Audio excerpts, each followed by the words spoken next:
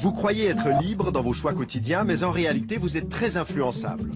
À longueur de journée, on vous manipule par des techniques de plus en plus raffinées. Fini les vieilles affiches gentiment suggestives, la pub d'aujourd'hui malaxe vos neurones à coups d'émotions fortes, très fortes.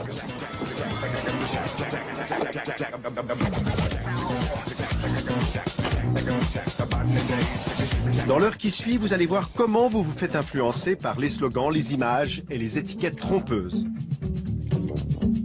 La preuve, nous avons rempli 2 bouteilles avec le même vin. 2 bouteilles portant des étiquettes différentes, l'une prestigieuse, l'autre médiocre. C'était le même vin et pourtant tous nos dégustateurs sont tombés dans le panneau. C'était vraiment les deux mêmes. Ok. C'est pas possible. Vous êtes sûr? Oui, je suis sûr. Votre comportement est aussi très malléable. Avec quelques impulsions électriques, on peut faire de vous un brave altruiste ou un sale égoïste. Ça se pratique dans un laboratoire de Bâle où des chercheurs sont parvenus à modifier les réactions d'un spécimen en envoyant des impulsions magnétiques dans son cerveau. Vous verrez tout à l'heure que ça n'est pas de la science-fiction.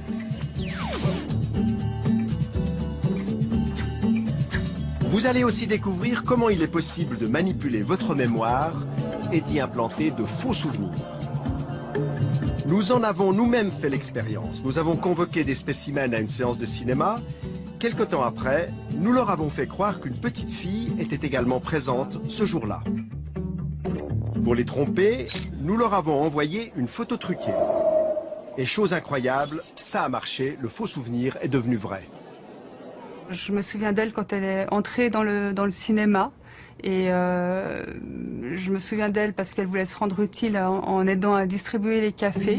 Vous avez certainement de la peine à croire qu'on peut fabriquer un souvenir de toutes pièces. Alors en attendant l'explication complète tout à l'heure, venons-en à quelques leçons pratiques de manipulation.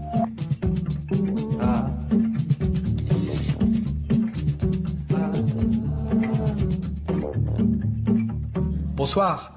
Tout au long de cette émission, vous allez voir des expériences de manipulation très surprenantes. À longueur de journée et quasi en permanence, nous sommes mis sous influence. Dans ce café, par exemple, vous allez assister à une scène très banale. Un couple qui déjeune tranquillement à une table. Mais en réalité, en quelques minutes, plusieurs techniques de manipulation vont être utilisées. Regardez. J'ai trop mangé. Ça a été un petit dessert? Oh non. On a la tarte aux framboises de maman si jamais elle est succulente. Oui, bon bah finalement d'accord. Allez. Je ferai un régime demain. Ouais. En fait, chérie, pour cette manif sur le partage des tâches, t'as réfléchi? Écoute, franchement, défiler en tenue de ménage avec un aspirateur à la main, c'est pas trop mon truc. Mais il nous faut des hommes qui jouent le jeu dans cette manif, sinon il n'y aura pas de photos dans la presse. Enfin bon, je veux pas te forcer, hein. Tu es tout à fait libre d'accepter ou non. Bon, d'accord. C'est vraiment pour te faire plaisir. Voilà la d'ici. Et ça, c'est pour vous. Ah, bah 12 francs la mousse. J'espère que c'était des framboises bio. Bon, tu reprends un bonbon? Qu'est-ce que je bosse comme pourboire? 4 francs? Bon, allez, 5. Maintenant, on va revoir cette scène avec un psychologue spécialiste de la manipulation qui va nous la décortiquer en 3 moments clés.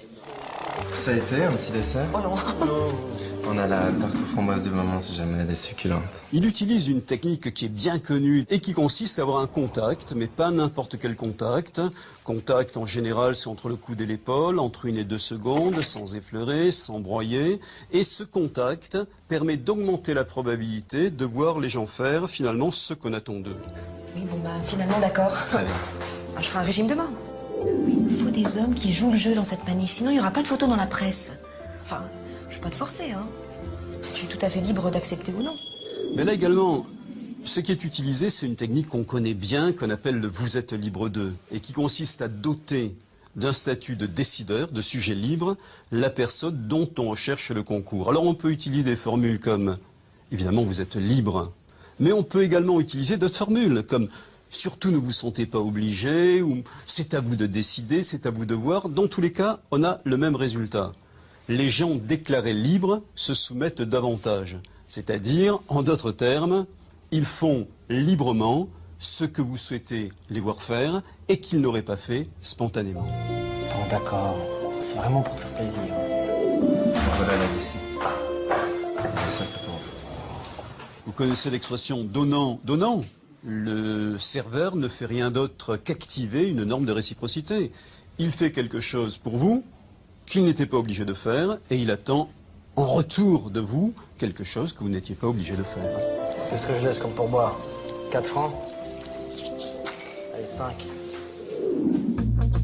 Les petites techniques de manipulation sont omniprésentes dans le commerce. Le vendeur sait par exemple que l'acheteur est plus sensible à une baisse de prix affichée en pourcentage qu'en valeur absolue.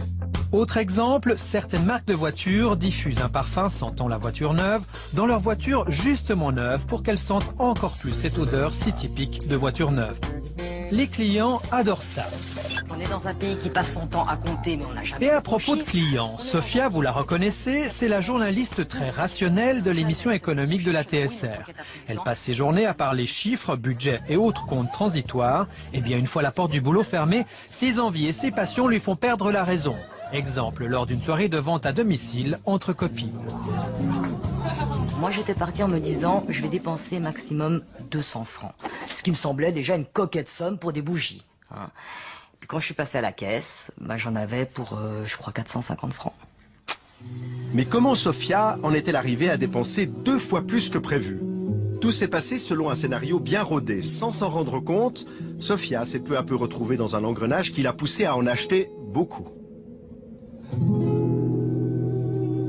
Est-ce que vous identifiez à un moment une forme de mise sous influence subtile du groupe ou de la vendeuse? Du groupe, à l'évidence. C'est inconscient, évidemment. Mais quand vous vous ouvrez à une amie en lui disant « Écoute, mais là je crois que j'ai pas mal dépensé, mais j'ai encore envie de ce truc, là, de cette huile de massage, elle a l'air bien, elle a vanille et tout. » Mais la copine, qu'est-ce qu'elle vous dit? Parce qu'elle vous veut du bien. Et moi j'ai fait la même chose pour d'autres. Achète, allez au point où tu en es, achète. Et puis le rôle de la vendeuse dans cette séance-là en particulier, mais finalement elle est assez effacée. Elle crée un décorum et ensuite elle laisse que les choses se passent. Et de temps en temps, par petites touches comme ça, elle s'approche de quelqu'un qui est en train de lorgner du côté du catalogue et puis elle lui donne un petit renseignement. Là, elle vient vers vous et elle vous propose encore un petit quelque chose. Mais ce n'est pas très appuyé comme démarche. Donc vous n'avez pas l'impression qu'elle vous pousse à la consommation. Même si quelque part elle le fait, évidemment. Et ça n'est pas tout, car si Sophia aime les bougies, elle adore le maquillage. Une amie m'avait offert un bon pour une séance de maquillage à mon domicile. J'étais avec ma mère. Et puis cette jeune fille est venue avec une petite mallette. Elle était la représentante d'une marque de cosmétiques connue. Et d'abord elle m'a fait un maquillage et je me trouvais mais canon. Puis ensuite elle m'a dit mais vous pouvez acheter les produits. Oh, ça c'est bien. Alors là la fille était vraiment active. Elle a dû flairer le pigeon. Et alors elle me disait, voyez Sophia par exemple, le crayon blanc, ça fait, si vous voulez avoir l'œil plus grand, alors je dis oui, je veux avoir l'œil plus grand. Ah ben il faut acheter ce crayon blanc. Et alors j'achète le crayon blanc. Voyez Sophia, ce mascara, alors comme celui-là, il n'y en a pas d'autre. Et j'ai envie de la croire à ce moment-là. Alors ne me demandez pas qu'est-ce qui vous pousse à la croire, je ne sais pas très bien, mais j'ai envie de la croire à ce moment-là. Et je me dis que si j'achète ce mascara, j'aurai le cil plus long. Et donc je plonge. Et je me suis retrouvée avec une ardoise de 800 et quelques francs, avec une mère décomposée à côté de moi qui me disait ma fille est folle, et j'étais un peu folle. Ouais. Pousser une acheteuse comme Sophia à mettre le doigt dans l'engrenage de la dépense, ça relève d'une habile technique de persuasion.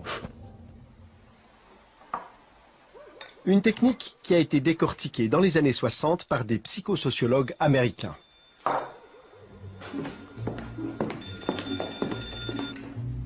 Hello, the Johnson residence.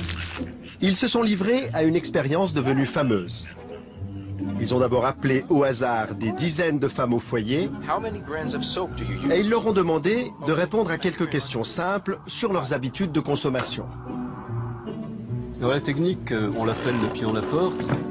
Son principe est relativement simple, obtenir peu dans un premier temps pour essayer d'obtenir davantage dans un deuxième temps.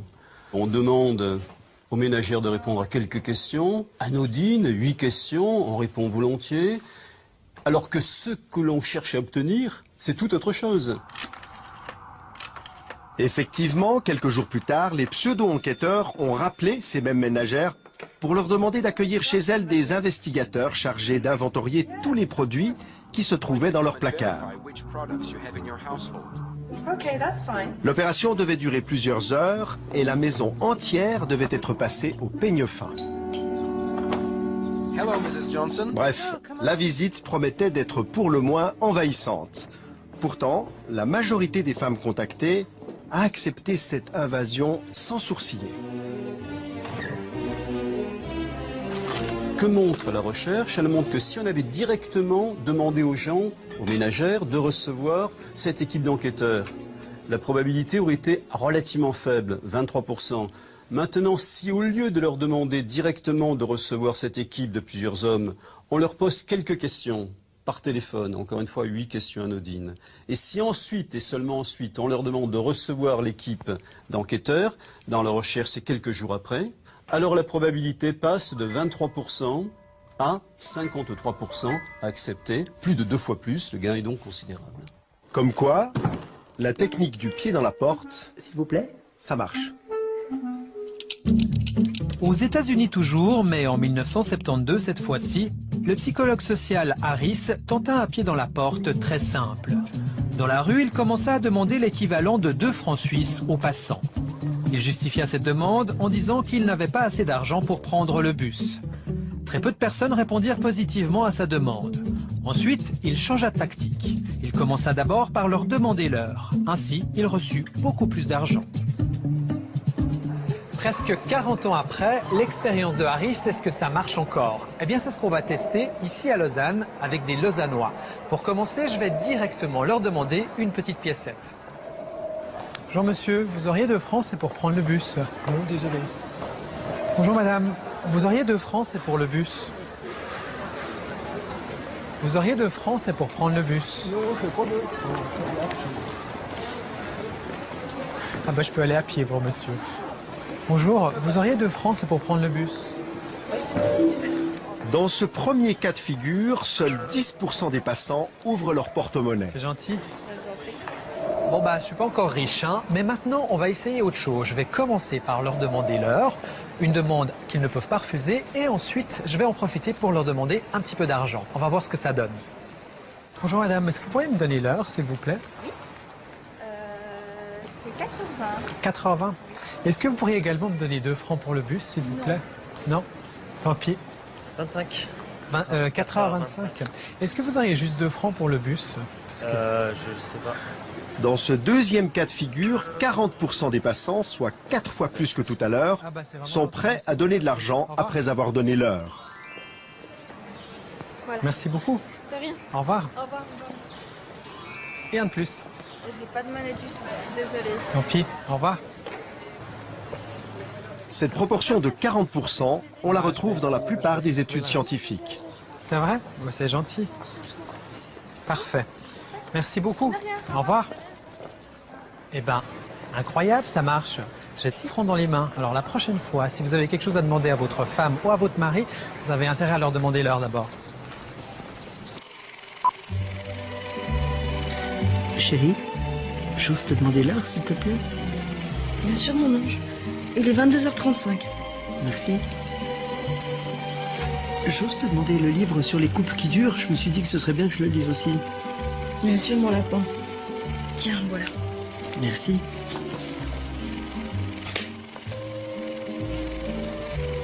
Chérie, j'ose te demander encore de... On peut faire l'amour? Bien sûr, mon trésor. Ça marche. Dans cette autre expérience mise au point par le professeur Joule, on va voir comment on peut inciter un passant à devenir serviable. Au premier acte, Luigi se promène dans une rue déserte et laisse tomber négligemment un billet de 20 francs. But de l'exercice, voir si les passants vont lui rendre le billet.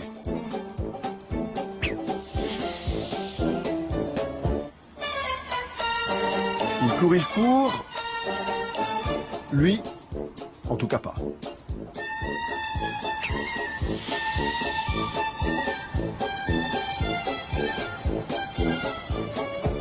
Et celui-là non plus, de toute évidence.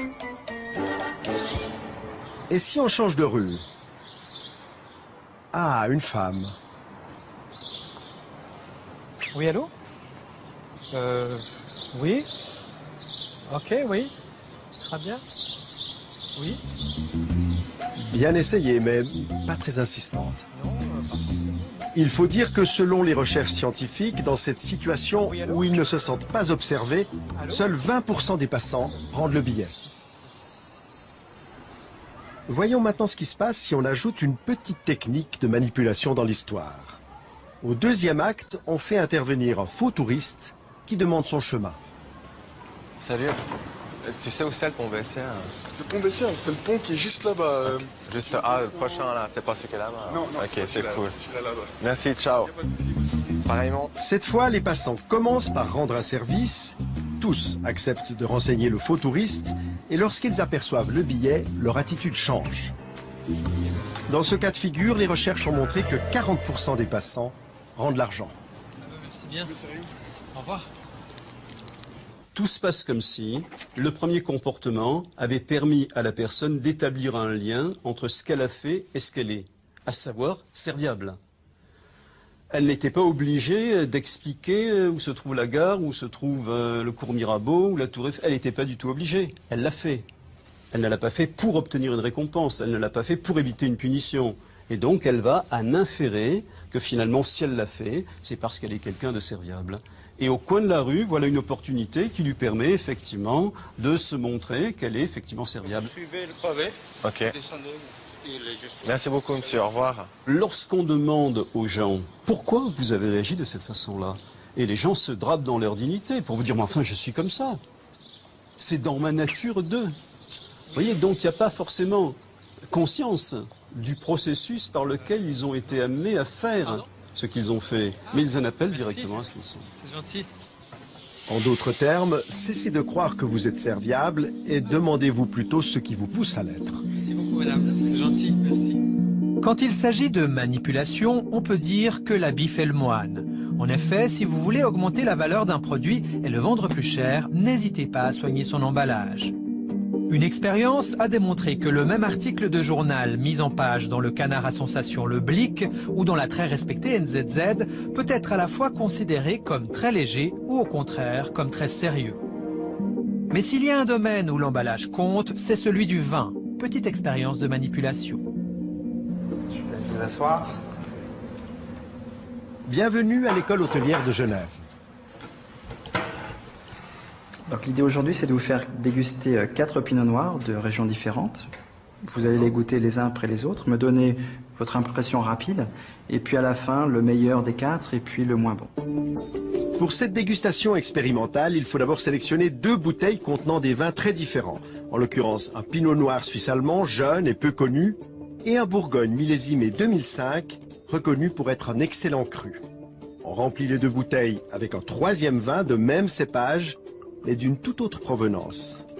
Le même vin, de qualité moyenne, va donc se retrouver dans les 2 bouteilles, l'une à l'appellation prestigieuse, l'autre de réputation médiocre.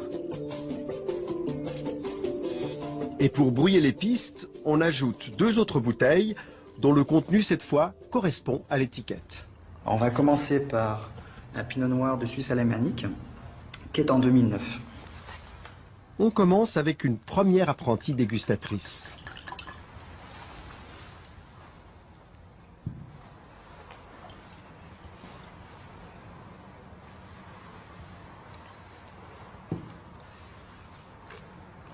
Il est bien de Suisse alémanique, on sent.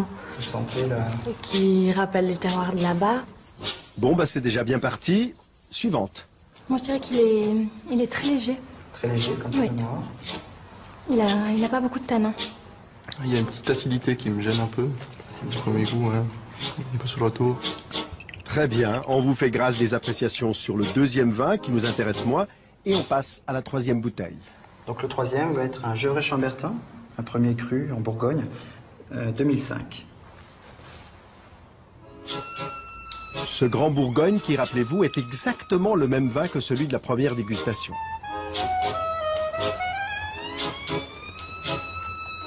Bon, là, il y a tout de suite plus... on sent que c'est autre chose, on sent que c'est un peu plus structuré déjà. Plus de structure, plus de longueur. Oui, aussi, tout à fait, oui. Oui, je préfère, oui. Préféré. Bon, je pense que c'est dû aussi au millésime 2005, c'est plus vieux. Moi, je trouve qu'il a un bon équilibre général. En bouche, peut-être un peu plus rond. Donc là, on a quelque chose d'un cran au-dessus. Un cran au-dessus. À mon avis. Donc 2005 aussi, le millésime joue pas mal sur la structure du vin. Le meilleur des 4 serait... Moi, j'ai préféré le troisième. C'est-à-dire le Gevrey-Chambertin. Gevrey-Chambertin. Et puis celui moins bon, moi, moins plus, c'est le Suisse allemand de 2009. Le premier. Donc le Suisse allemand, le premier, en 2009. Comme Boris, certains étudiants ont à la fois détesté et adoré le même vin. La faute à l'étiquette et à tout ce qu'elle représente. Le premier, c'était un vin de Suisse alémanique. Donc on peut dire peut-être des préjugés négatifs parce qu'on ne connaît pas le produit. À l'opposé, le Gevrey-Chambertin, c'est un des vins les plus connus au monde, qu'on soit expérimenté ou pas, et on va se laisser influencer. Donc on va mettre dès le départ la barre un petit peu plus haut avec cette étiquette. Je pense que tout le monde peut se faire avoir, qu'on soit bon ou mauvais. Et en l'occurrence ici, vous aviez d'excellents étudiants, mais que ce soit ces étudiants-là ou d'autres personnes, on peut très bien se faire avoir avec cette présentation, cette mise en scène des étiquettes. Bon, allez, il est temps de leur dire la vérité. Mais en réalité, il y avait 2 fois le même vin dans ces bouteilles. Qu'est-ce que ça vous fait? C'était les deux, c'était vraiment les deux mêmes. Ok. C'est pas possible. Si, c'est possible. Vous êtes sûr? Oui, je suis sûr. C'est fou. Ça vous semble fou? Ouais. Ça fait peur un peu. Le manque d'objectivité par rapport à ça c'est étonnant.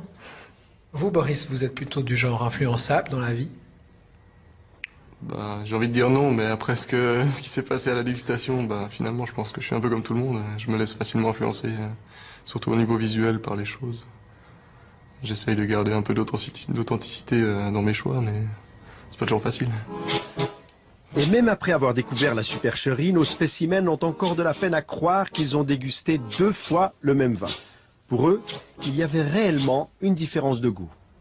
Et ça me surprend parce qu'il y avait quand même une différence pour moi entre le premier, donc le Hallauer suisse allemand. Exactement, et le Chambertin pour moi était vraiment différent. C'est vrai que j'ai pas l'impression qu'ils avaient vraiment le même goût et le même nez, donc ça perturbe un peu. Ce phénomène de goût altéré, Hilke Plassmann le connaît bien. En 2008, cette chercheuse allemande a procédé à une expérience similaire à la nôtre. Sauf qu'elle, elle a testé l'influence non pas de l'étiquette, mais du prix sur l'appréciation d'un vin. Dans son laboratoire de neurosciences, elle a fait goûter le même cru, affiché à des prix différents, à plusieurs spécimens qui ont siroté à l'aide d'un petit tuyau leur verre de rouge dans un scanner. Okay, we're almost done. We have one more anatomical to go. That'll be about 1 minute, and after that you're all done. All right? Hilke Plassmann a ainsi pu dépister les réactions cérébrales des dégustateurs et trouver des réponses à ces hypothèses de départ. Nous avions 2 hypothèses différentes.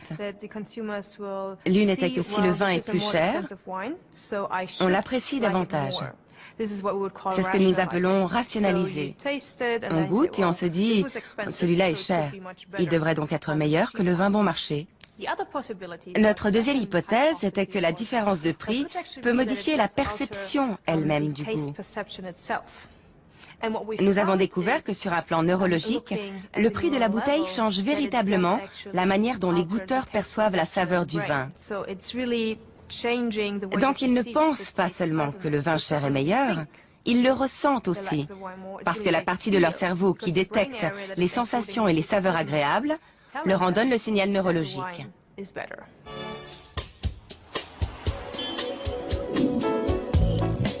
Votre cerveau est constamment soumis à des influences. À longueur de journée, vous êtes stimulé, sollicité, tenté et même harcelé. Et parfois, quelques mots suffisent à vous faire changer de comportement. Démonstration pratique dans un couloir de la TSR où nous avons installé une caméra cachée. But de l'opération, reproduire une expérience réalisée aux États-Unis dans les années 90.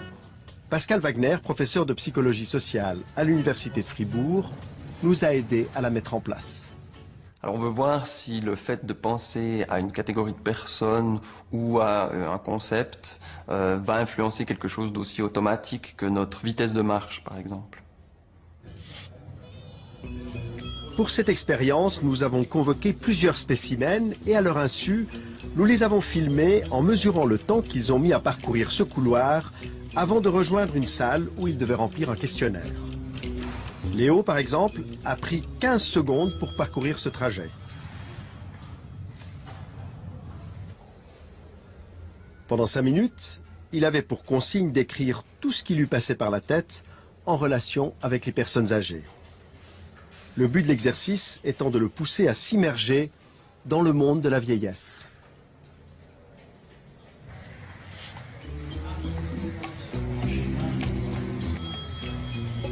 Une fois l'exercice terminé, nous avons calculé le temps que Léo a passé pour parcourir le couloir dans l'autre sens.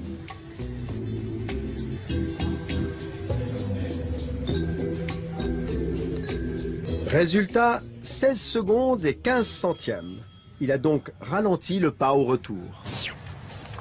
Et même si elle est minime, cette différence est significative. Elle n'est pas l'effet du hasard. L'exercice a été répété plusieurs fois et la plupart des personnes testées ont marché plus lentement sur le trajet du retour. Le fait de penser aux personnes âgées va forcément nous faire penser à des choses stéréotypiques des personnes âgées. Quand on pense aux personnes âgées, on pense plutôt par exemple, à la lenteur de déplacement. Et donc, le fait de penser à cette lenteur aurait un effet direct sur notre comportement, un effet inconscient. Le fait d'évoquer la lenteur nous ferait nous-mêmes nous déplacer plus lentement.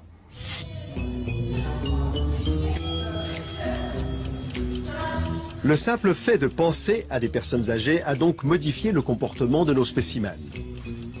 Changeons maintenant les données du jeu.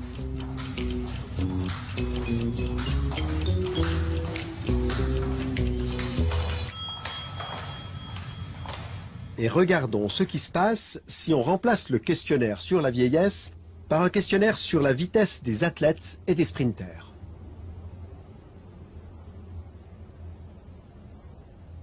À bientôt. Ok, merci, au revoir. Vanessa avait mis 17 secondes à l'aller. Combien de temps va-t-elle prendre au retour?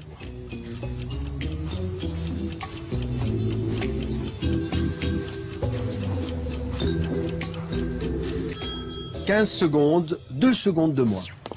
Cette fois aussi, nous avons répété l'exercice plusieurs fois.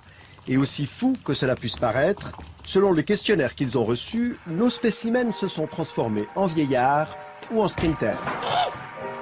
Attention, non! S'incarnement!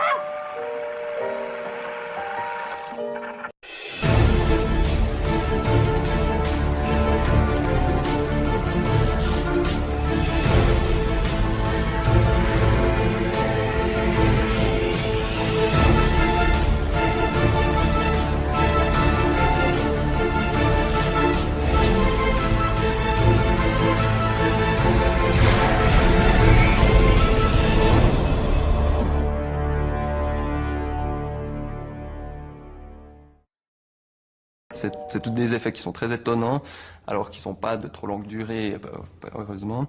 Et par exemple, ou de penser à l'agressivité, ça nous rend un peu plus agressifs. De penser au chaud ou au froid, ça change un peu notre évaluation des autres. On les perçoit comme plus chaleureux ou plus froids, justement. Et donc, c'est tout à fait étonnant, ces effets de nous penser sur notre comportement. D'abord parce qu'ils sont inconscients, donc on remarque pas du tout ces influences-là. Et elles peuvent être nombreuses. Et c'est étonnant aussi dans notre société un peu individualiste où on a l'impression que l'individu est responsable de ses actes, est maître et responsable. Et là, ça montre que pratiquement chaque pensée qui nous vient de l'extérieur peut nous influencer quand même. C'est presque inquiétant d'imaginer ça. Alors oui, ça pourrait, dans un régime effectivement dictatorial où l'amorçage devient des slogans qui sont toujours les mêmes et à toute heure du jour et de la nuit, bien sûr que ça pourrait avoir des effets beaucoup plus grands.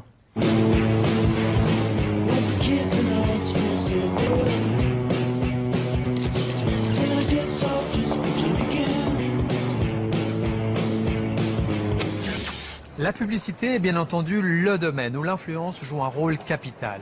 Influencer le consommateur, le pousser à acheter telle ou telle marque plutôt qu'une autre, voilà le défi de toute campagne publicitaire. Aujourd'hui, les spécialistes savent que pour vendre un produit, il est quasi inutile d'avancer des arguments rationnels, mais qu'il faut plutôt toucher nos émotions. Les subtilités de la pub n'ont plus de secret pour Martin Lindström. Ce jeune quadra danois, virtuose en marketing, est devenu le gourou des plus grandes marques de la planète. Coca-Cola, Nestlé ou encore Microsoft font régulièrement appel à lui. Lindström est un adepte du neuromarketing. Et pour savoir ce que vous pensez, vous les consommateurs, il ne recourt ni aux sondages ni aux statistiques. C'est votre cerveau qui l'intéresse. Plus nous arriverons à comprendre précisément le comportement inconscient, plus ce sera facile de contrôler les préférences des consommateurs pour une marque plutôt que pour une autre. Pour observer l'impact des pubs dans la tête des consommateurs, Martin Lindström s'est servi d'un électroencéphalogramme. Il a mesuré la réaction cérébrale de dizaines de téléspectateurs qui regardaient la version américaine de la Nouvelle Star. Une émission sponsorisée par plusieurs marques qui cherchaient à se profiler. Pour certaines, ça a été le bide. Ford était en fait la marque qui a le moins bien réussi. Pourquoi? Eh bien, c'est très intéressant.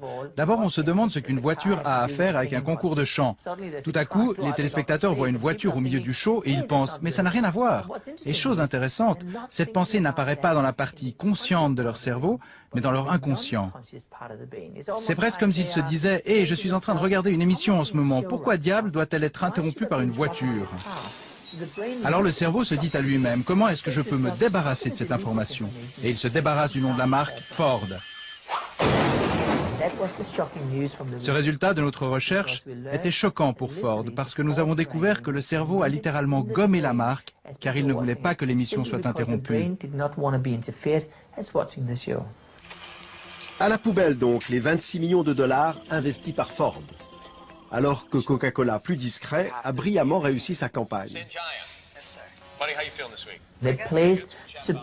Ils ont placé des indices subliminaux dans le décor. On voyait Simon Cowell en train de lever un verre de coca en faisant « ah » ou on apercevait un canapé avec une forme bizarre correspondant au galbe arrondi de la bouteille de coca, ce qui est la signature de la marque. Ils plaçaient donc systématiquement ces formes arrondies dans le décor pour que, de manière inconsciente, on se dise tout d'un coup « hé, j'ai vraiment envie d'un coca », mais sans savoir pourquoi. Et le fait de ne pas savoir nous rend moins sceptiques, et ainsi il y a plus de chances qu'on court vers le frigo pour y prendre un coca.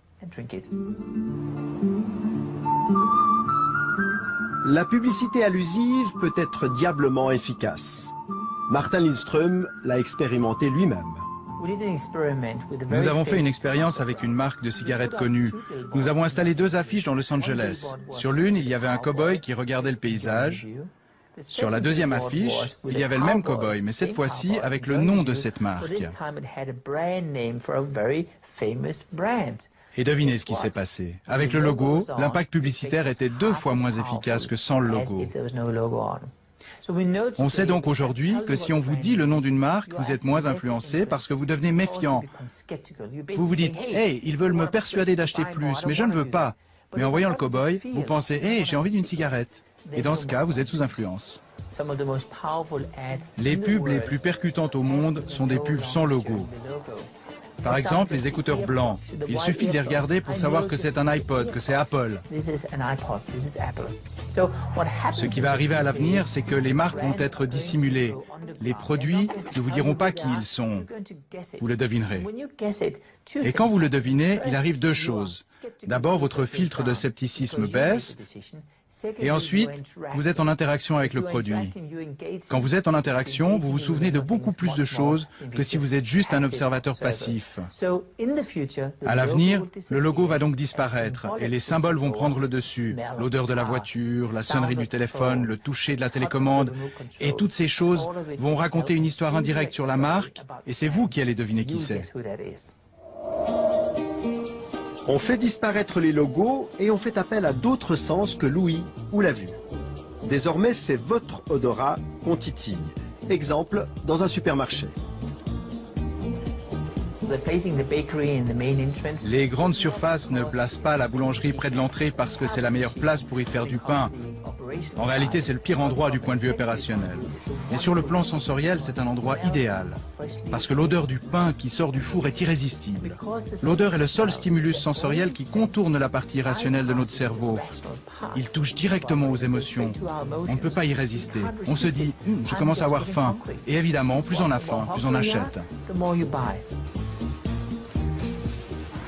Lutter contre l'influence de la pub, c'est la bataille de David contre Goliath.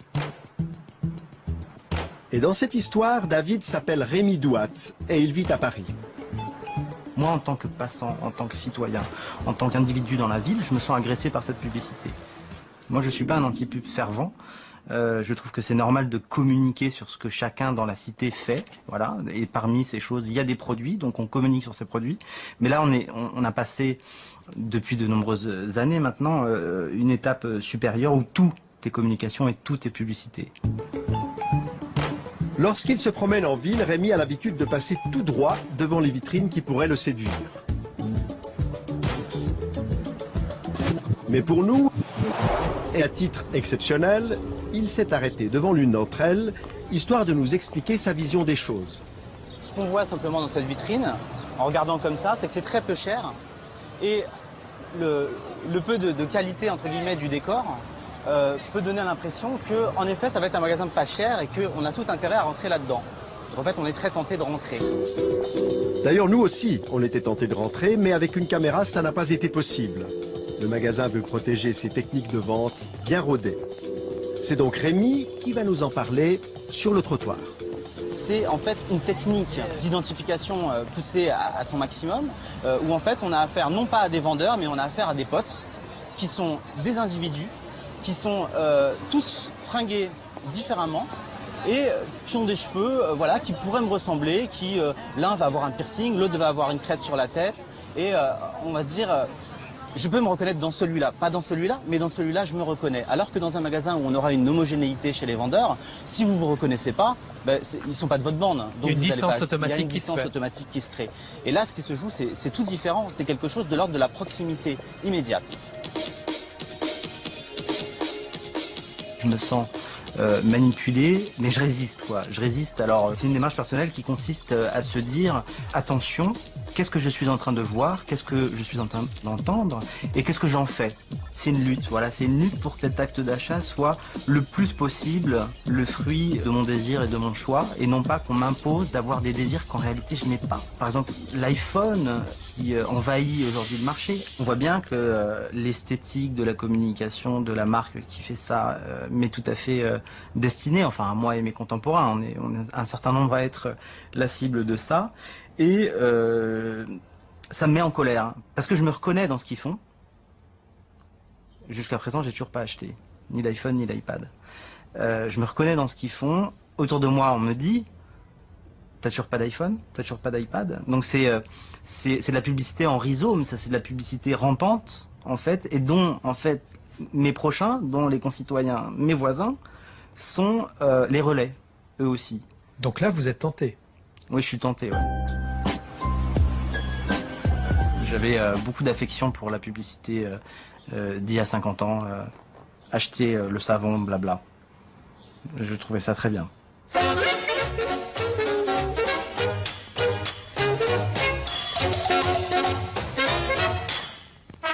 ça presse, quand ça presse, quand ça presse, pour toute la lessive entre deux, quand ça presse, c'est avec Express Liquide que ça va le plus vite.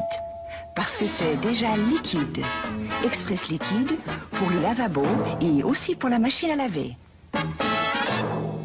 Une publicité a atteint son but si on se souvient d'elle, si elle reste marquée dans notre mémoire. La mémoire, c'est justement un espace qu'on a cru pendant longtemps inviolable.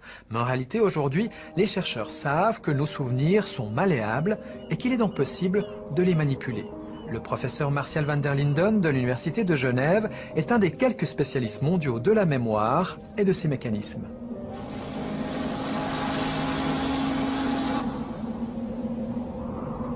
Ce que j'ai en mémoire, est-ce que c'est quelque chose que j'ai imaginé ou est-ce que c'est quelque chose que j'ai réellement vécu?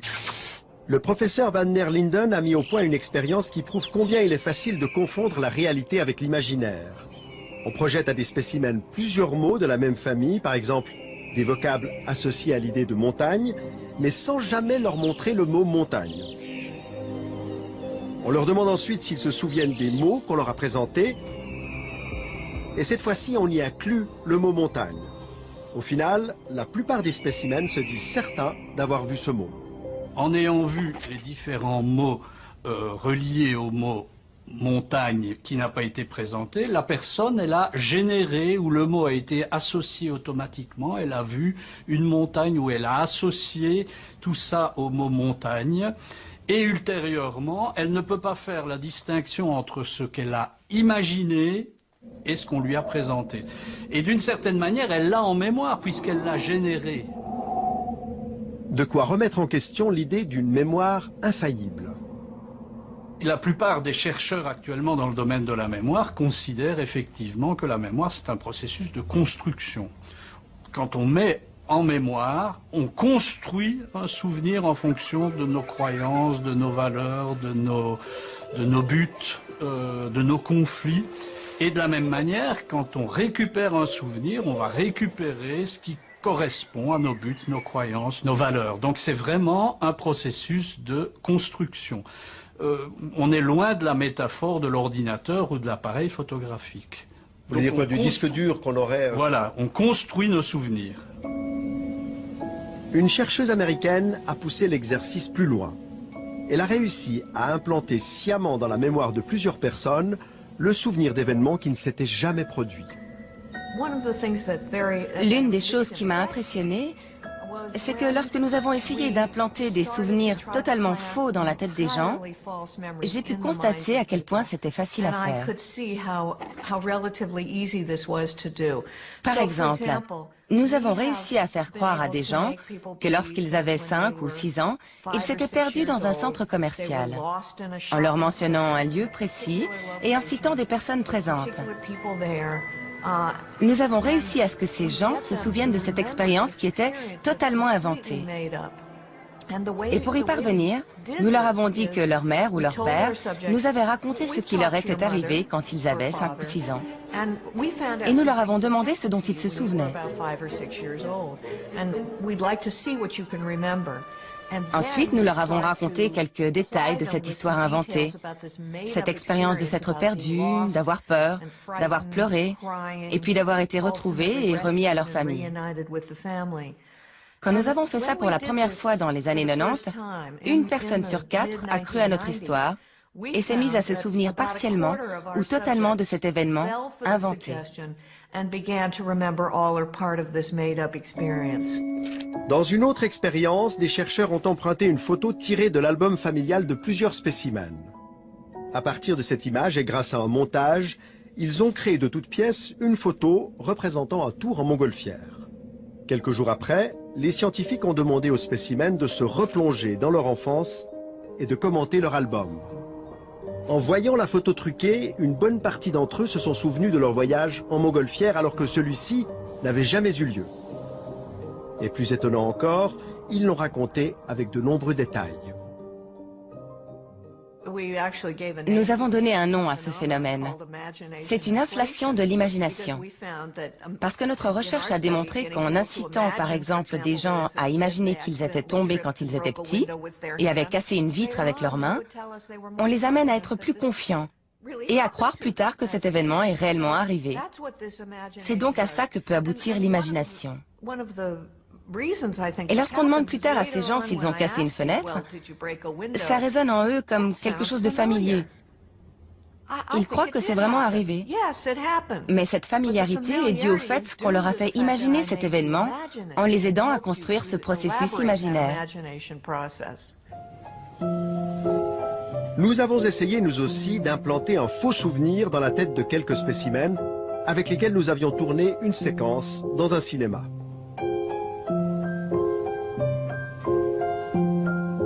Quelques mois plus tard, nous les avons invités à un apéritif. À cette occasion, nous leur avons raconté une fausse anecdote soi-disant survenue lors du tournage. nous leur avons fait croire que Luna, une petite fille devenue notre complice pour l'occasion, était présente dans le cinéma ce jour-là. Moi, je me souviens de toi, Luna. Et qu'elle avait renversé du café sur le pantalon de Luigi. Heureusement que tu te rappelles toi aussi. Au cinéma, vous étiez là, vous, quand Luna nous servait les cafés, puis c'est avant qu'on tourne, quoi. C'était la Elle a honte. renversé le truc. Pour bien implanter ce faux souvenir dans leur mémoire, nous avons utilisé une vraie photo du tournage, mais en y ajoutant la petite Luna. Durant l'été, nous avons envoyé ce photomontage, parmi d'autres photos souvenirs, à nos spécimens. À l'automne, nous leur avons demandé de nous raconter quelques anecdotes sur le tournage. La présence de la petite Luna allait-elle faire partie de ces souvenirs? Notre expérience a-t-elle marché? Quand je suis arrivée, elle devait être à la caisse. Donc je l'ai juste aperçue. Elle était dans la cage à l'entrée, où il y avait les biscuits, où on servait les cafés. Hein. Mais après, je me rappelle vraiment pas. Caroline, elle, ne se souvient pas de la tache de café, mais elle garde un souvenir très précis de Luna. Alors, Luna, je me souviens plutôt comme une petite fille un peu timide. Je l'ai pas personnellement beaucoup côtoyée pendant cette journée-là. Je me souviens d'elle quand elle est entrée dans le cinéma. Et je me souviens d'elle parce qu'elle voulait se rendre utile en aidant à distribuer les cafés. Donc elle a été rejoindre Chloé dans la petite cuisine et à la cafetière. Et par la suite, je l'ai personnellement pas beaucoup vue, mais je me souviens d'un moment en fait où elle était un peu recroquevillée vers Chloé, un peu. Donc je l'ai sentie assez timide en fait, et c'est l'image que j'en ai gardée d'elle. C'était une petite fille, visage un peu triste, en tout cas un peu fermé vers la machine à café. Durant cette interview, ce qu'on a essayé de faire avec vous, c'est de vous faire rappeler d'un souvenir qui est faux. Parce que la petite fille qui est sur cette photo, c'est une photomontage. C'est un photomontage. Il n'y a jamais eu de petite fille ce jour-là au cinéma. J'y crois pas. On l'a inventée de toutes pièces, cette petite fille. Et peu à peu, vous êtes arrivé à vous en souvenir. Si c'est vrai, je tombe des nues et je me rends compte à quel point on est manipulé. Et là, ça me vexe un petit peu, en fin de compte. Si c'est vraiment vrai, je sais plus trop où est la vérité de la fiction. Et je suis impressionnée de voir à quel point on peut croire à une histoire aussi facilement. C'est-à-dire que la manière dont ça a été discuté, qu'on en a reparlé, pour moi, ça avait vraiment eu lieu. Ça avait vraiment eu lieu, même si je l'avais pas vu moi-même. Et heureusement que j'ai pas essayé de faire croire que je l'avais vu moi-même, parce que sinon je me sentirais encore plus mal. Mais c'est comme si vous vous en rappeliez de cette petite fille ce jour-là. Complètement, tout à fait. Et j'ai vraiment l'impression, mais non, elle était là, je suis sûre qu'elle était là. Parce que je la revois vraiment vers la machine à café, donc j'ai vraiment cette image extrêmement présente à l'esprit. Donc j'ai de la peine à imaginer qu'elle puisse ne pas avoir été là ce jour-là. Pour vous, elle était là? Pour moi, elle était là. Comme Caroline, personne n'est à l'abri d'un faux souvenir. Et votre mémoire en est certainement pleine. Vous pouvez donc vous demander comment faire pour distinguer un souvenir réellement vécu d'un souvenir inventé.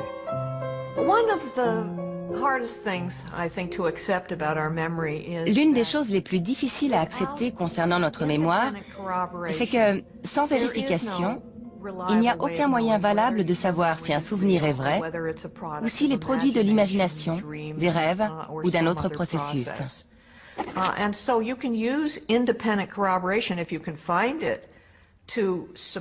Alors si on trouve un événement objectif qui prouve que le souvenir est faux, par exemple une impossibilité sur le plan géographique, biologique ou psychologique,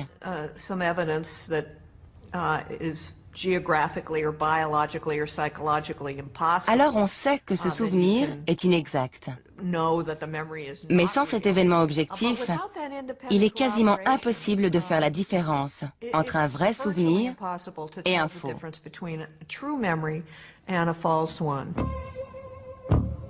On peut donc aisément manipuler la mémoire, mais plus surprenant encore, il est aujourd'hui possible de modifier le comportement de quelqu'un en stimulant son cerveau.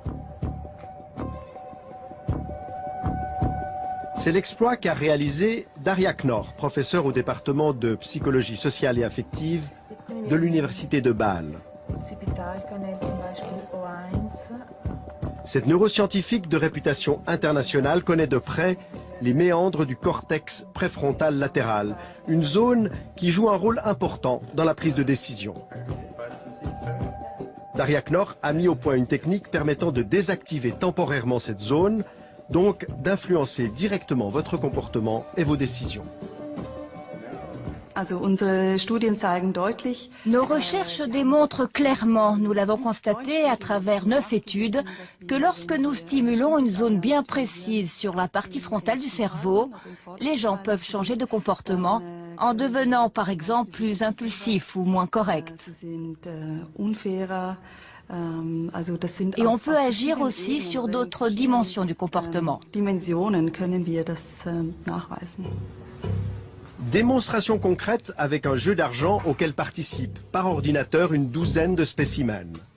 Ils reçoivent tous une certaine somme d'argent qu'ils doivent partager avec un autre joueur placé dans une pièce annexe, appelons-le Max, à qui ils font une proposition de répartition. Si l'offre est injuste, inéquitable, Max va généralement la refuser. Et personne ne reçoit l'argent. Lorsqu'on est confronté à une offre inéquitable, on est face à un conflit. D'un côté, on aimerait avoir l'argent, mais de l'autre, on trouve l'offre tellement injuste qu'on a envie de la refuser pour punir celui qui la propose. On est donc face à ce dilemme et on le résout en punissant celui qui viole les règles établies en faisant une offre inéquitable.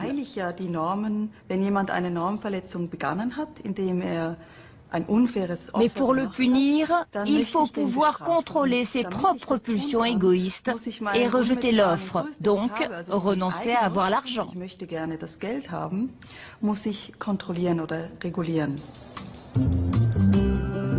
Au nom de l'équité, Max se prive donc d'un peu d'argent et il inflige une punition à l'autre joueur qui sera aussi privé d'argent. Mais ça se passe très différemment si on intervient directement dans le cerveau de Max et qu'on lui administre à travers le crâne des stimulations magnétiques. Une intervention que Darja Knorr a reconstituée pour nous. Indolore et non invasive, les impulsions magnétiques pénètrent dans le cortex préfrontal et en neutralisent une petite zone. Dès lors, le comportement de Max sera totalement modifié. Il ne prendra plus les mêmes décisions. Après la stimulation, il accepte toutes les offres de partage, même les plus inéquitables. La personne testée reçoit des impulsions qui désactivent temporairement les fonctions de la partie frontale du cerveau. Cette personne est ainsi plus capable de punir l'autre, elle veut l'argent pour elle, très égoïstement. Et ça lui est complètement égal de savoir si le comportement des autres est équitable ou pas. Après cette intervention, Max est donc devenu égoïste. Mais rassurez-vous, ce changement de comportement n'a été que très éphémère, puisqu'au bout d'une quinzaine de minutes, Max est redevenu lui-même.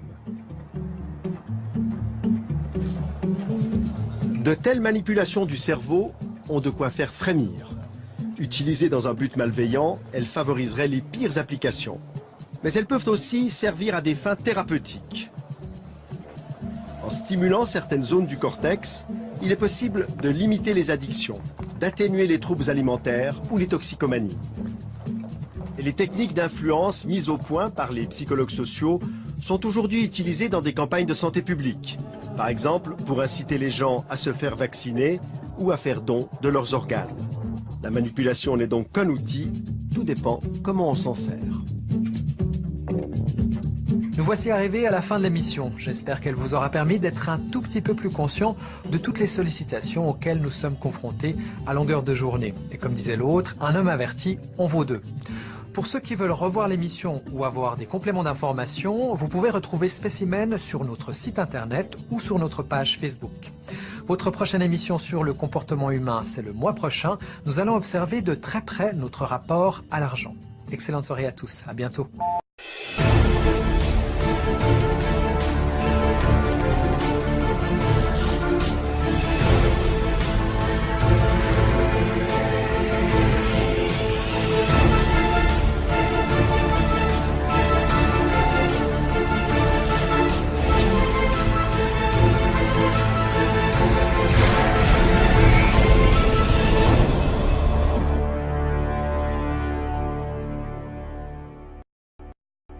extérieur peut nous influencer quand même. C'est presque inquiétant d'imaginer ça. Alors oui, ça pourrait, dans un régime effectivement dictatorial où l'amorçage devient des slogans qui sont toujours les mêmes et à toute heure du jour et de la nuit, bien sûr que ça pourrait avoir des effets beaucoup plus grands.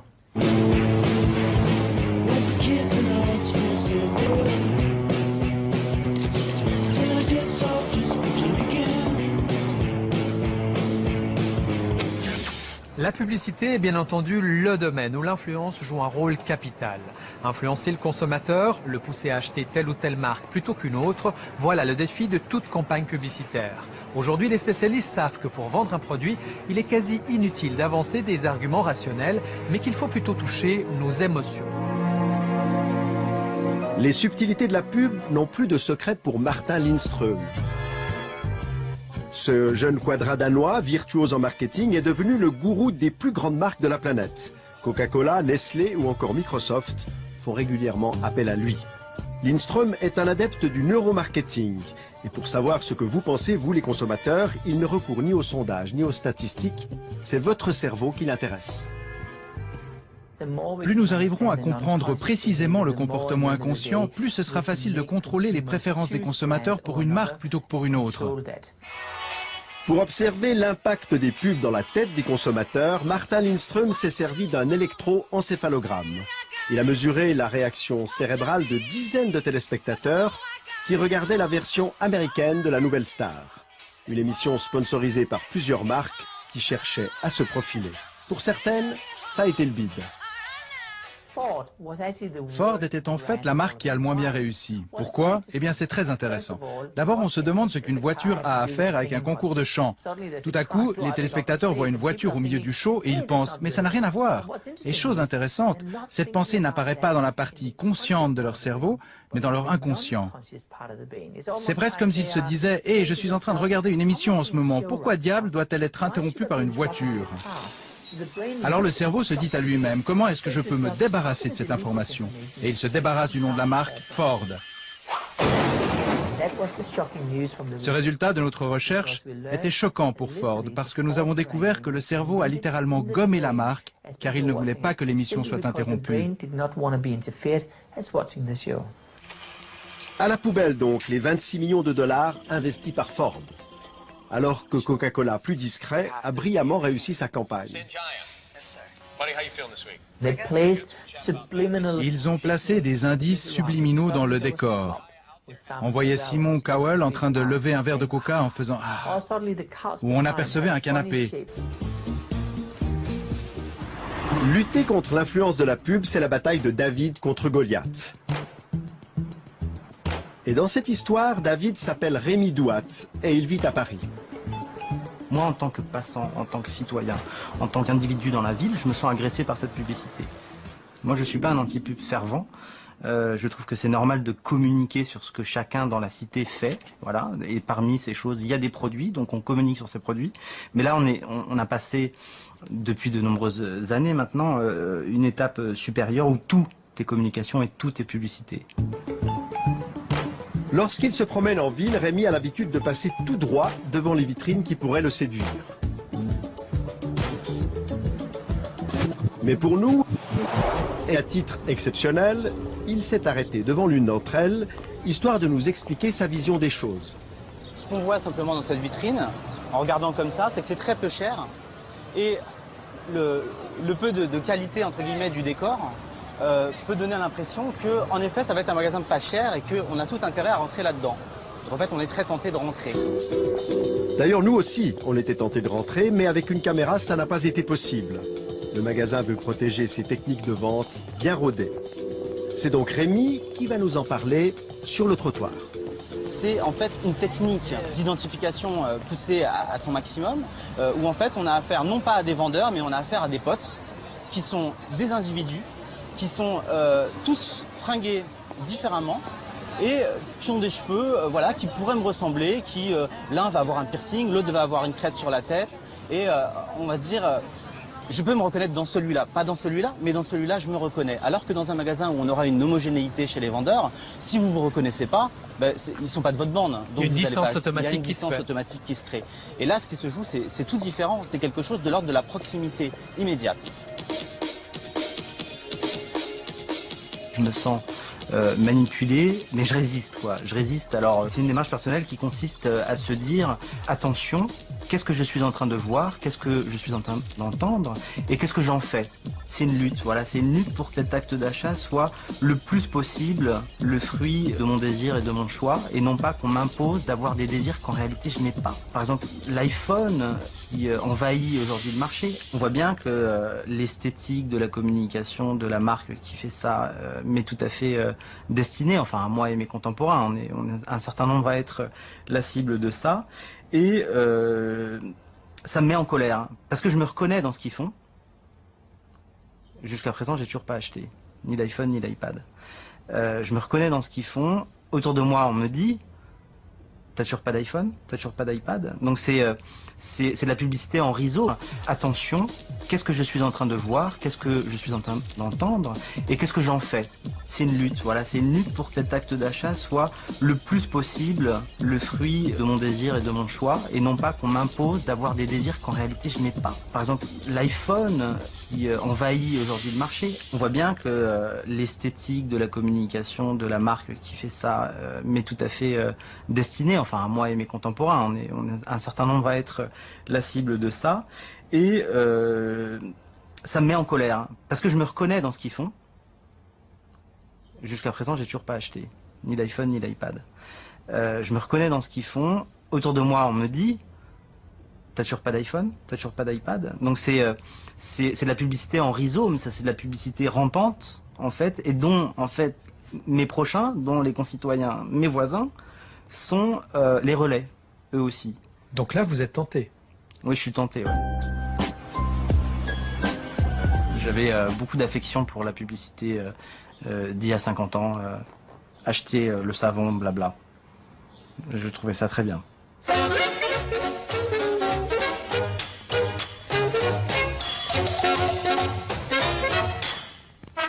ça presse, quand ça presse, quand ça presse, pour toute la lessive entre deux, quand ça presse, c'est avec Express Liquide que ça va le plus vite. Parce que c'est déjà liquide. Express Liquide pour le lavabo et aussi pour la machine à laver. Une publicité a atteint son but si on se souvient d'elle, si elle reste marquée dans notre mémoire. La mémoire, c'est justement un espace qu'on a cru pendant longtemps inviolable. Mais en réalité, aujourd'hui, les chercheurs savent que nos souvenirs sont malléables et qu'il est donc possible de les manipuler. Le professeur Martial van der Linden de l'Université de Genève est un des quelques spécialistes mondiaux de la mémoire et de ses mécanismes.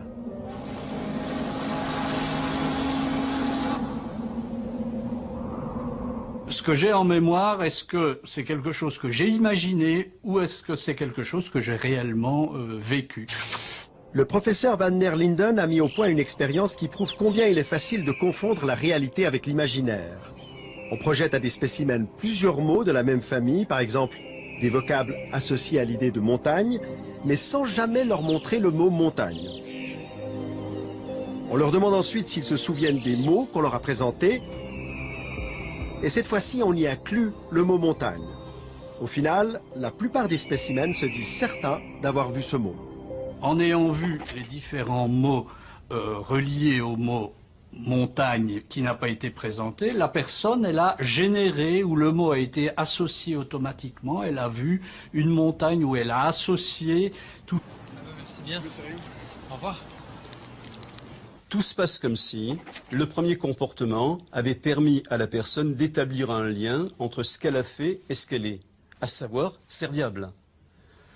Elle n'était pas obligée d'expliquer où se trouve la gare, où se trouve le cours Mirabeau, ou la tour Eiffel. Elle n'était pas du tout obligée. Elle l'a fait. Elle ne l'a pas fait pour obtenir une récompense. Elle ne l'a pas fait pour éviter une punition. Et donc, elle va en inférer que finalement, si elle l'a fait, c'est parce qu'elle est quelqu'un de serviable. Et au coin de la rue, voilà une opportunité qui lui permet effectivement de se montrer qu'elle est effectivement serviable. Suivez le pavé. Ok. Descendez. Merci beaucoup, monsieur. Au revoir. Lorsqu'on demande aux gens pourquoi vous avez réagi de cette façon-là, Et les gens se drapent dans leur dignité pour vous dire, mais enfin, je suis comme ça. C'est dans ma nature d'eux. Vous voyez, donc il n'y a pas forcément conscience du processus par lequel ils ont été amenés à faire ce qu'ils ont fait. Mais ils en appellent directement à ce qu'ils sont. C'est gentil. En d'autres termes, cessez de croire que vous êtes serviable et demandez-vous plutôt ce qui vous pousse à l'être. Merci beaucoup, madame. C'est gentil. Merci. Quand il s'agit de manipulation, on peut dire que l'habit fait le moine. En effet, si vous voulez augmenter la valeur d'un produit et le vendre plus cher, n'hésitez pas à soigner son emballage. Une expérience a démontré que le même article de journal mis en page dans le canard à sensation Le Blick ou dans la très respectée NZZ peut être à la fois considéré comme très léger ou au contraire comme très sérieux. Mais s'il y a un domaine où l'emballage compte, c'est celui du vin. Petite expérience de manipulation. Je vous laisse vous asseoir. Bienvenue à l'école hôtelière de Genève. Donc l'idée aujourd'hui, c'est de vous faire déguster 4 pinots noirs de régions différentes. Vous allez les goûter les uns après les autres, me donner votre impression rapide, et puis à la fin, le meilleur des 4 et puis le moins bon. Pour cette dégustation expérimentale, il faut d'abord sélectionner 2 bouteilles contenant des vins très différents. En l'occurrence, un pinot noir suisse-allemand, jeune et peu connu, et un bourgogne millésimé 2005, reconnu pour être un excellent cru. On remplit les 2 bouteilles avec un 3e vin de même cépage, et d'une toute autre provenance. Le même vin, de qualité moyenne, va donc se retrouver dans les 2 bouteilles, l'une à l'appellation prestigieuse, l'autre de réputation médiocre. Et pour brouiller les pistes, on ajoute 2 autres bouteilles, dont le contenu, cette fois, correspond à l'étiquette. On va commencer par un pinot noir de Suisse alémanique, qui est en 2009. On commence avec une première apprentie dégustatrice.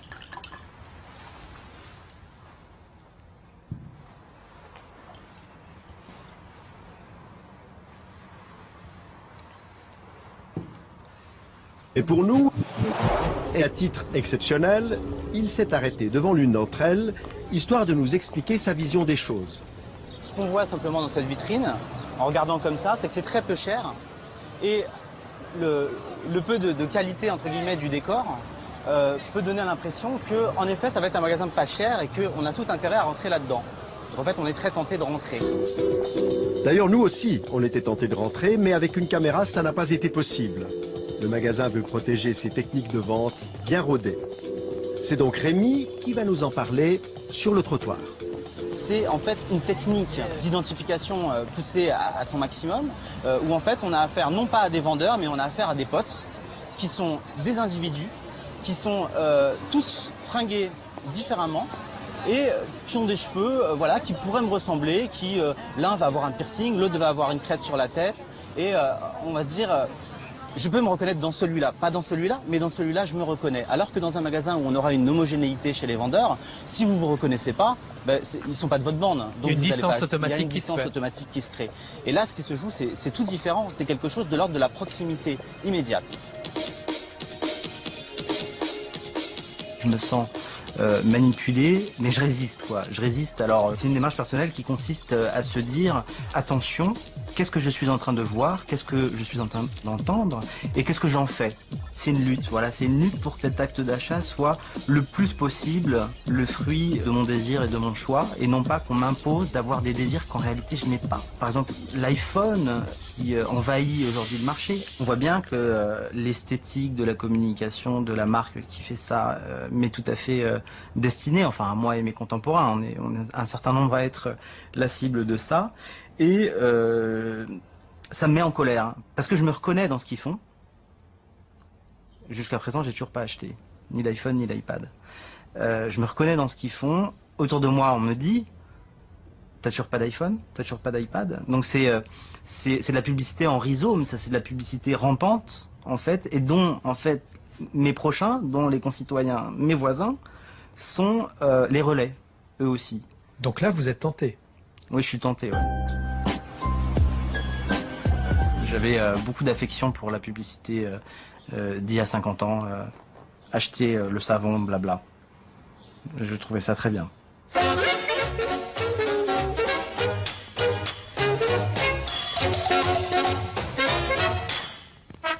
ça presse, quand ça presse? Quand ça presse?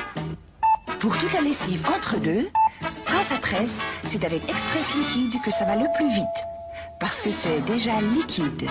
Express Liquide pour le lavabo et... Mémoire, puisqu'elle l'a générée. De quoi remettre en question l'idée d'une mémoire infaillible. La plupart des chercheurs actuellement dans le domaine de la mémoire considèrent effectivement que la mémoire, c'est un processus de construction. Quand on met en mémoire, on construit un souvenir en fonction de nos croyances, de nos valeurs, de nos buts, de nos conflits. Et de la même manière, quand on récupère un souvenir, on va récupérer ce qui correspond à nos buts, nos croyances, nos valeurs. Donc c'est vraiment un processus de construction. On est loin de la métaphore de l'ordinateur ou de l'appareil photographique. Vous voulez dire quoi, du disque dur qu'on aurait... Voilà, on construit nos souvenirs. Une chercheuse américaine a poussé l'exercice plus loin.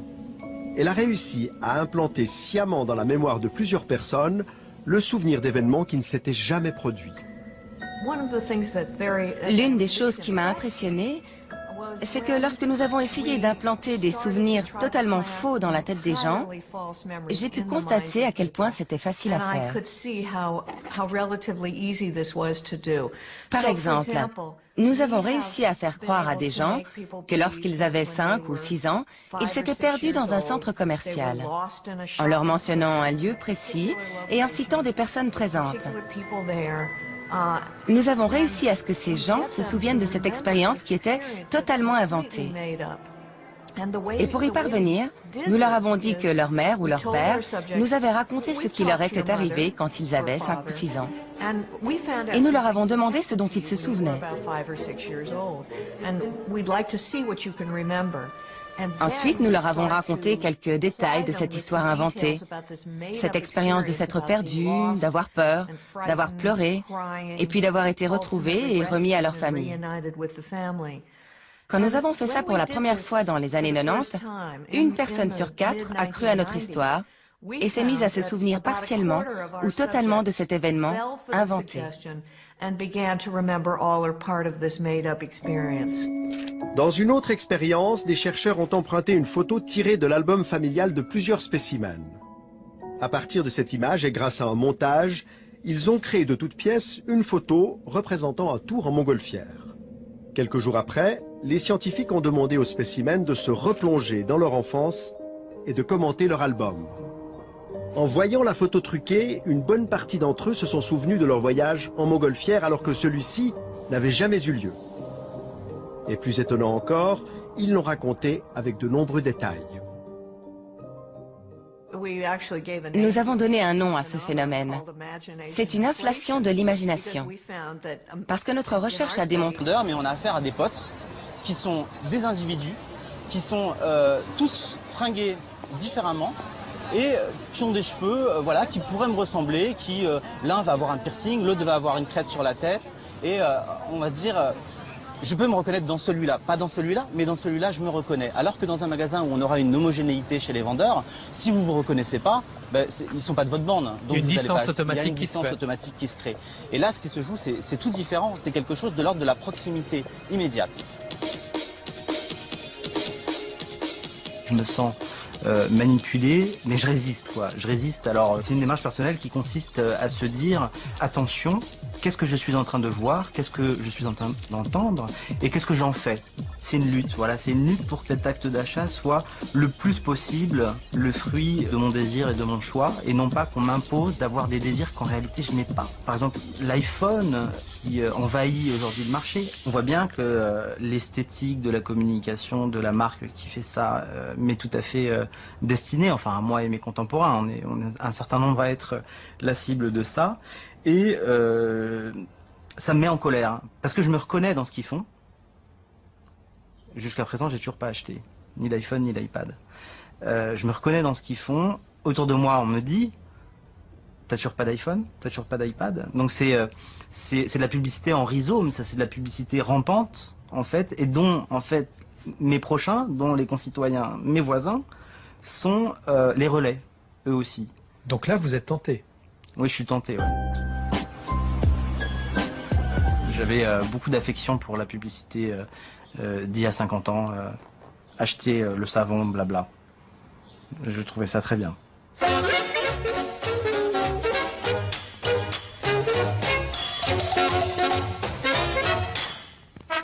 ça presse, quand ça presse, quand ça presse. Pour toute la lessive entre deux, quand ça presse, c'est avec Express Liquide que ça va le plus vite. Parce que c'est déjà liquide. Express Liquide pour le lavabo et aussi pour la machine à laver. Une publicité a atteint son but si on se souvient d'elle, si elle reste marquée dans notre mémoire. La mémoire, c'est justement un espace qu'on a cru pendant longtemps inviolable. Mais en réalité, aujourd'hui, les chercheurs savent que nos souvenirs sont malléables et qu'il est donc possible de les manipuler. Le professeur Martial van der Linden de l'Université de Genève est un des quelques spécialistes mondiaux de la mémoire et de ses mécanismes.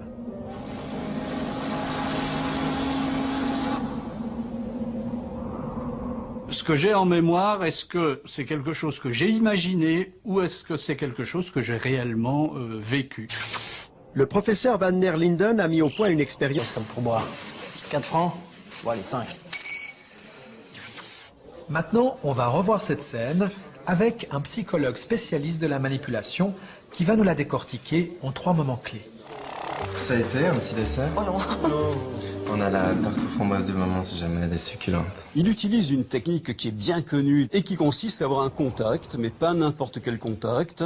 Contact en général, c'est entre le coude et l'épaule, entre 1 et 2 secondes, sans effleurer, sans broyer. Et ce contact permet d'augmenter la probabilité de voir les gens faire finalement ce qu'on attend d'eux.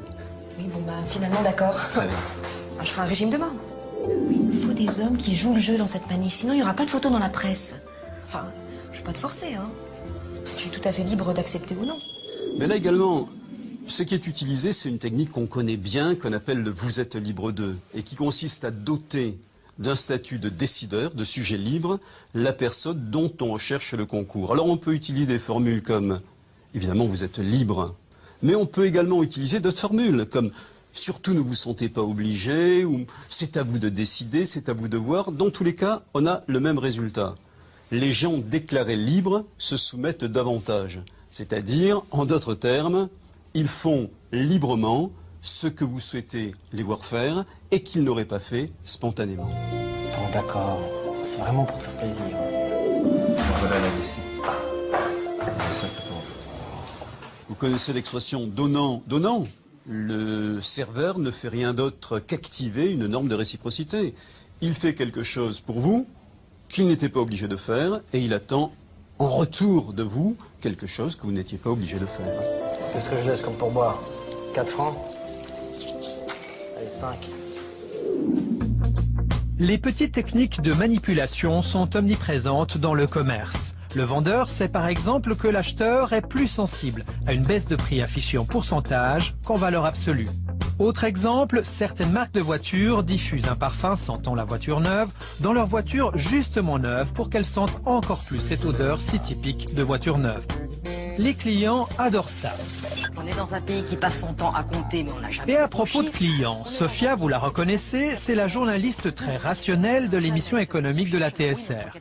Elle passe ses journées à parler chiffres, budget et autres comptes transitoires. Et bien, une fois la porte du boulot fermée, ses envies et ses passions lui font perdre la raison. Exemple, lors d'une soirée de vente à domicile entre copines. Moi, j'étais partie en me disant, je vais dépenser maximum 200 francs. Ce qui me semblait déjà une coquette somme pour des bougies. Hein. Puis quand je suis passée à la caisse, j'en avais pour, je crois, 450 francs. Mais comment Sophia en est-elle arrivée à dépenser 2 fois plus que prévu? Tout s'est passé selon un scénario bien... Le plus possible, le fruit de mon désir et de mon choix, et non pas qu'on m'impose d'avoir des désirs qu'en réalité je n'ai pas. Par exemple, l'iPhone qui envahit aujourd'hui le marché. On voit bien que l'esthétique de la communication de la marque qui fait ça m'est tout à fait destinée, enfin à moi et mes contemporains. On est un certain nombre à être la cible de ça. Et ça me met en colère, hein, parce que je me reconnais dans ce qu'ils font. Jusqu'à présent, j'ai toujours pas acheté ni l'iPhone ni l'iPad. Je me reconnais dans ce qu'ils font. Autour de moi, on me dit « T'as toujours pas d'iPhone? T'as toujours pas d'iPad ?» Donc c'est de la publicité en rhizome, ça c'est de la publicité rampante, en fait, et dont, en fait, mes prochains, dont les concitoyens, mes voisins, sont les relais, eux aussi. Donc là, vous êtes tenté? Oui, je suis tenté, ouais. J'avais beaucoup d'affection pour la publicité d'il y a 50 ans. Acheter le savon, blabla. Je trouvais ça très bien.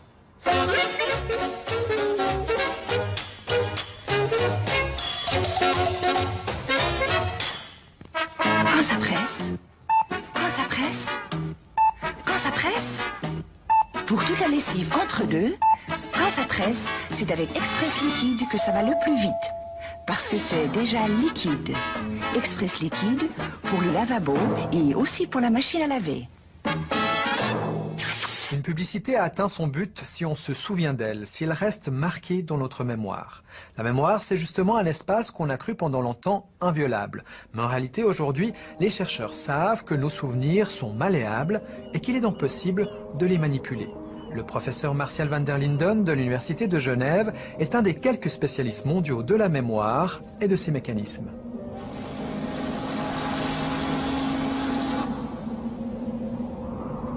Ce que j'ai en mémoire, est-ce que c'est quelque chose que j'ai imaginé ou est-ce que c'est quelque chose que j'ai réellement vécu? Le professeur Van der Linden a mis au point une expérience qui prouve combien il est facile de confondre la réalité avec l'imaginaire. On projette à des spécimens plusieurs mots de la même famille, par exemple des vocables associés à l'idée de montagne, mais sans jamais leur montrer le mot montagne. On leur demande ensuite s'ils se souviennent des mots qu'on leur a présentés, et cette fois-ci, on y inclut le mot montagne. Au final, la plupart des spécimens se disent certains d'avoir vu ce mot. En ayant vu les différents mots reliés au mot montagne qui n'a pas été présenté, la personne, elle a généré, ou le mot a été associé automatiquement, elle a vu une montagne où elle a associé tout ça au mot montagne. Et ultérieurement, elle ne peut pas faire la distinction entre ce qu'elle a imaginé et ce qu'on lui a présenté.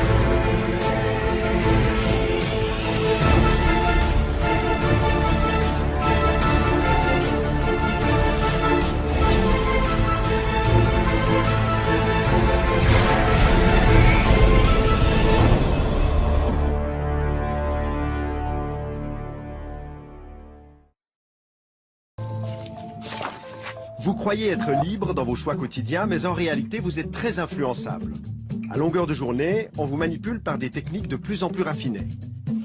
Fini les vieilles affiches gentiment suggestives, la pub d'aujourd'hui malaxe vos neurones à coups d'émotions fortes, très fortes.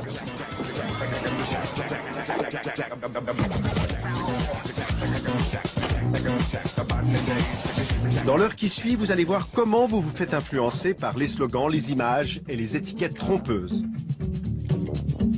La preuve, nous avons rempli 2 bouteilles avec le même vin. 2 bouteilles portant des étiquettes différentes, l'une prestigieuse, l'autre médiocre.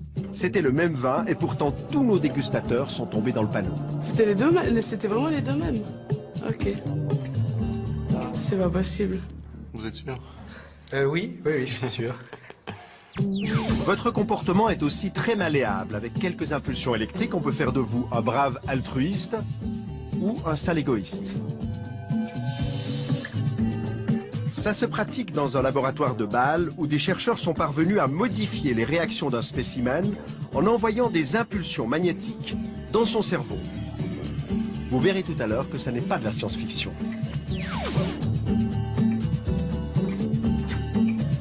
Vous allez aussi découvrir comment il est possible de manipuler votre mémoire et d'y implanter de faux souvenirs.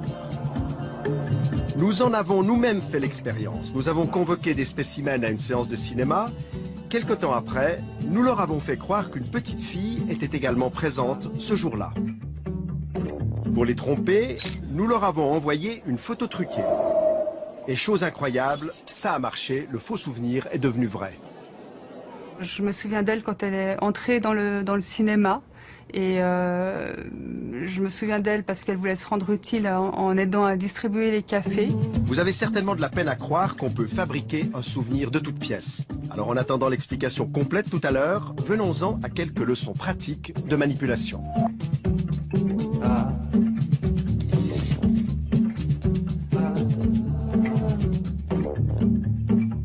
Bonsoir.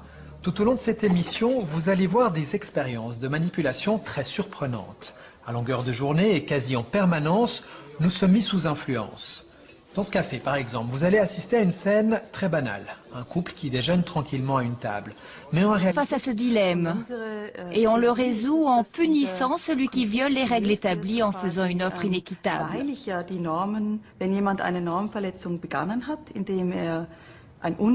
Mais pour le punir, il faut pouvoir contrôler ses propres pulsions égoïstes et rejeter l'offre, donc renoncer à avoir l'argent.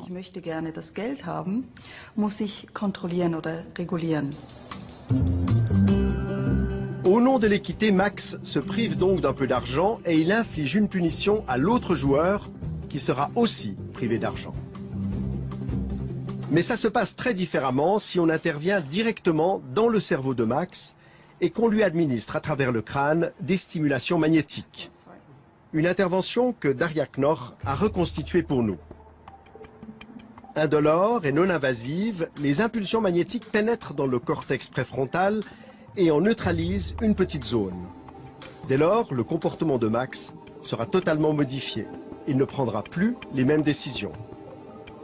Après la stimulation, il accepte toutes les offres de partage, même les plus inéquitables. La personne testée reçoit des impulsions qui désactivent temporairement les fonctions de la partie frontale du cerveau. Cette personne est ainsi plus capable de punir l'autre, elle veut l'argent pour elle, très égoïstement. Et ça lui est complètement égal de savoir si le comportement des autres est équitable ou pas. Après cette intervention, Max est donc devenu égoïste. Mais rassurez-vous, ce changement de comportement n'a été que très éphémère, puisqu'au bout d'une quinzaine de minutes, Max est redevenu lui-même. De telles manipulations du cerveau ont de quoi faire frémir. Utilisées dans un but malveillant, elles favoriseraient les pires applications. Mais elles peuvent aussi servir à des fins thérapeutiques. En stimulant certaines zones du cortex, il est possible de limiter les addictions, d'atténuer les troubles alimentaires ou les toxicomanies. Et les techniques d'influence mises au point par les psychologues sociaux sont aujourd'hui utilisées dans des campagnes de santé publique. Par exemple, pour inciter les gens à se faire vacciner ou à faire don de leurs organes. La manipulation n'est donc qu'un outil, tout dépend comment on s'en sert. Nous voici arrivés à la fin de l'émission. J'espère qu'elle vous aura permis d'être un tout petit peu plus conscient de toutes les sollicitations auxquelles nous sommes confrontés à longueur de journée. Et comme disait l'autre, un homme averti en vaut deux. Pour ceux qui veulent revoir l'émission ou avoir des compléments d'information, vous pouvez retrouver Spécimen sur notre site internet ou sur notre page Facebook. Votre prochaine émission sur le comportement humain, c'est le mois prochain. Nous allons observer de très près notre réalité.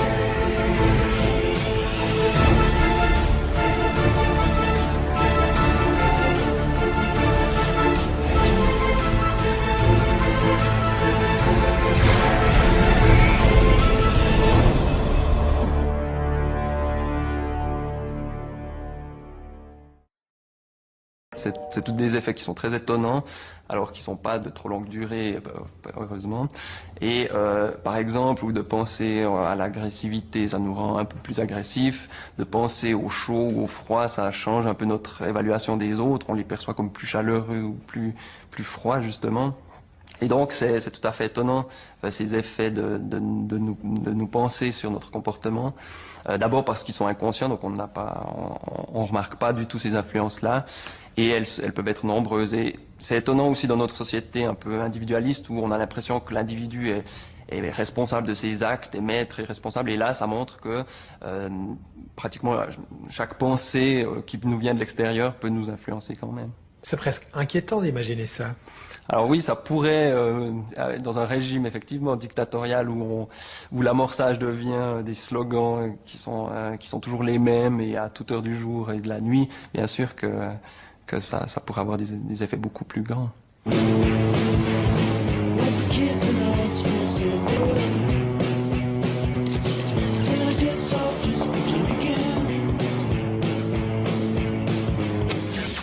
La publicité est bien entendu le domaine où l'influence joue un rôle capital. Influencer le consommateur, le pousser à acheter telle ou telle marque plutôt qu'une autre, voilà le défi de toute campagne publicitaire. Aujourd'hui, les spécialistes savent que pour vendre un produit, il est quasi inutile d'avancer des arguments rationnels, mais qu'il faut plutôt toucher nos émotions. Les subtilités de la pub n'ont plus de secret pour Martin Lindström. Ce jeune quadra danois, virtuose en marketing, est devenu le gourou des plus grandes marques de la planète. Coca-Cola, Nestlé ou encore Microsoft font régulièrement appel à lui. Lindström est un adepte du neuromarketing. Et pour savoir ce que vous pensez, vous les consommateurs, il ne recourt ni aux sondages ni aux statistiques. C'est votre cerveau qui l'intéresse. Plus nous arriverons à comprendre précisément le comportement inconscient, plus ce sera facile de contrôler les préférences des consommateurs pour une marque plutôt que pour une autre. Pour observer l'impact des pubs dans la tête des consommateurs, Martin Lindström s'est servi d'un électroencéphalogramme. Il a mesuré la réaction cérébrale de dizaines de téléspectateurs qui regardaient la version américaine de la Nouvelle Star. Une émission sponsorisée par plusieurs marques qui cherchaient à se profiler. Pour certaines, ça a été le vide. Ford était en fait la marque qui a le moins bien réussi. Pourquoi? Eh bien, c'est très intéressant. Et rejeter l'offre, donc renoncer à avoir l'argent.